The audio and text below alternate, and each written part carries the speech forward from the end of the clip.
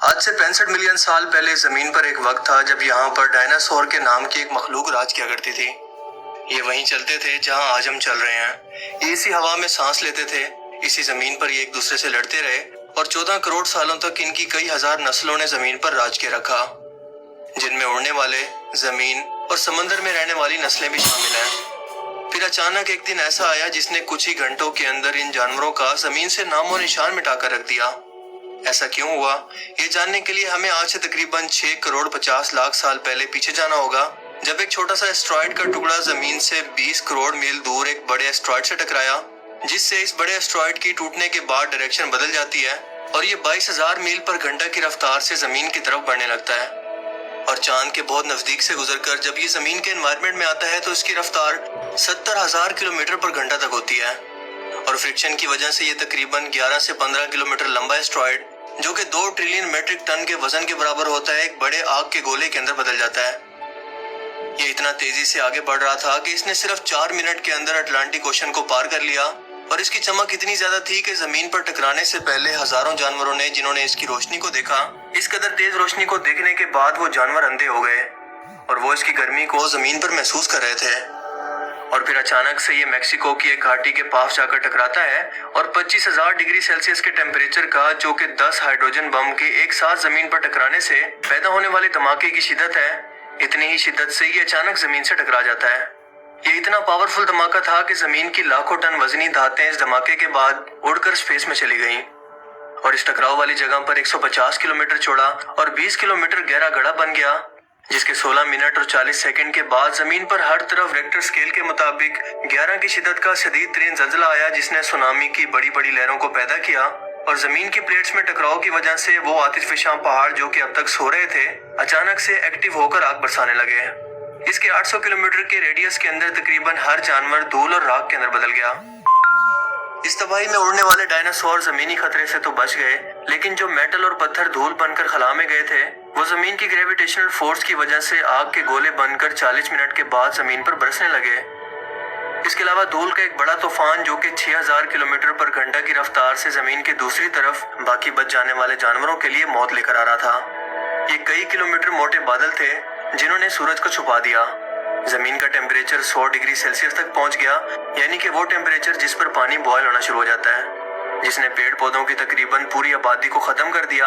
और इसके सिर्फ 40 मिनट के बाद ये टेम्परेचर 200 डिग्री सेल्सियस तक जा पहुंचा और इन बचे कुछ डायनासोर्स को भी खत्म कर दिया, जो कि इस धमाके से कई 100 या 1000 किलोमीटर दूर मौजूद थे। जमीन के तकरीबन 95% जानवरों का इस धमाके के बाद सफाया हो गया, लेकिन 30 किलोग्राम से कम के जानवर किसी तरह से अपने आप को संभाल कर और खुद को छुपाकर किसी तरह से इस धमाके से बचने में कामयाब रहे। जो डायनासोर्स की तरह बेइंतहा बड़ी जिसामत के और खूंखार नहीं थे, बल्कि बाद में चिकन के साइज के अंदर बदल गए और मैमल्स यानी कि दूध पिलाने वाले जानवरों को अपनी नस्ल बढ़ाने का मौका मिला।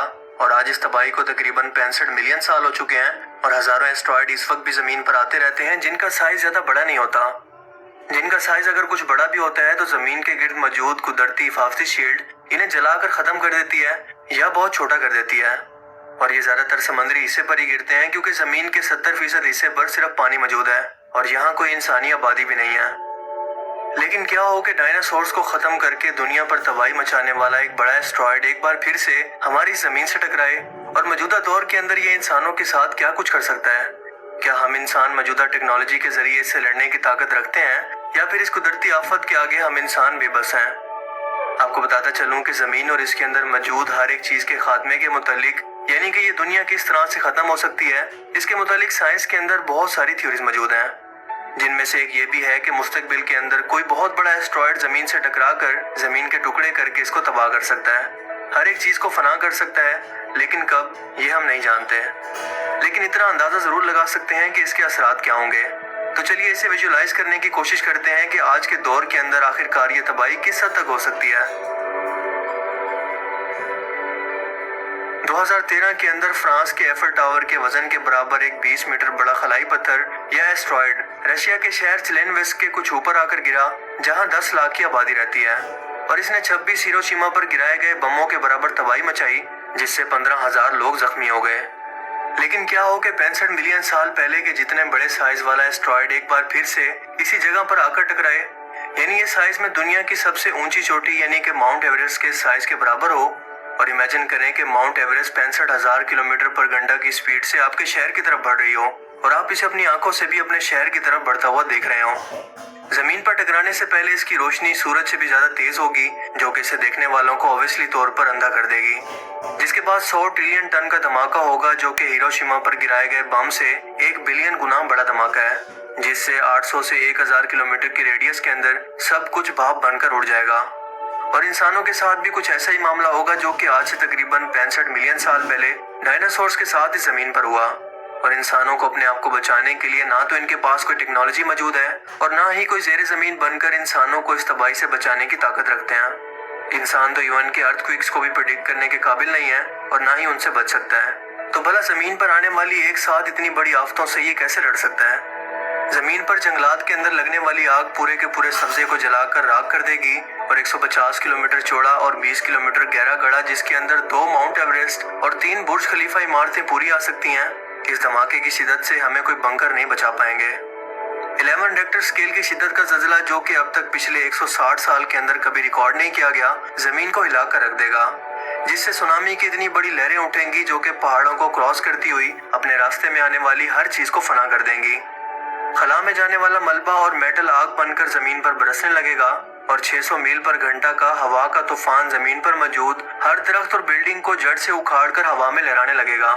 3 साल तक जमीन पर डस्ट के बादलों की वजह से अंधेरा या मध्यम रोशनी सूरज के निकलने के बावजूद भी बरकरार रहेगी, जिससे फोटोसिंथेसिस का अमल तबाह हो जाएगा, पौधे मरना शुरू कर देंगे और जाहिर है कि वो जानवर जो पौधे और दरख्तों को खाते थे वो भी भूख से मरने लगेंगे और वो शिकारी जानवर भी भूख से मरने लगेंगे जो कि इन सब्जा खाने वाले जानवरों को खाते थे। तेजाबी बारिशें और क्लाइमेट चेंज सब कुछ तबाह कर देगा। जमीन पर खून जमा देने वाली ठंड का मौसम अचानक से शिद्दत इख्तियार कर लेगा और तकरीबन 1000 billion ton carbon dioxide, carbon monoxide और मीथेन गैसें जमीन का टेम्परेचर बढ़ाना शुरू करेंगी। दोस्तों, अगर इन तमाम हालात और तबाही पर जरा गौर करें तो हमें मालूम होता है कि इस्लामी तालीमात के अंदर क़यामत से मुतालिक तबाही का जिक्र करते हुए तकरीबन यही सब निशानियां बयान की गई हैं। सूरह अज़-ज़लज़ला के अंदर अल्लाह पाक फरमाते हैं कि जब जमीन लरजा दी जाएगी और जमीन अपना बोझ बाहर फेंक दे और इंसान जमीन को देख कर कहे कि इसे क्या हुआ। सूरह अल-रहमान के अंदर अल्लाह पाक फरमाते हैं कि जिस दिन आसमान फट कर बिल्कुल सुर्ख हो जाएगा और पहाड़ रुई के गालों की तरह हवा में उड़ते फिरेंगे। इसके अलावा सूरह ज़ारियात के अंदर अल्लाह पाक फरमाते हैं कि बेशक जो वादा हमने तुमसे किया वो जरूर पूरा होगा और इंसाफ का दिन जरूर वाक़या होगा, जिस दिन वो आग के अंदर हांके जाएंगे।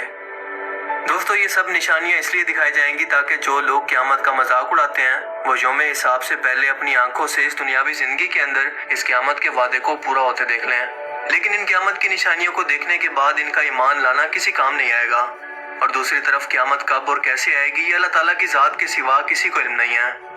अल्लाह ताला हमें इस जहन्नुम के अजाब और इस दुनिया के अंदर रहते हुए गफलत से बचाए। आमीन। मुझे उम्मीद है कि आज की इस वीडियो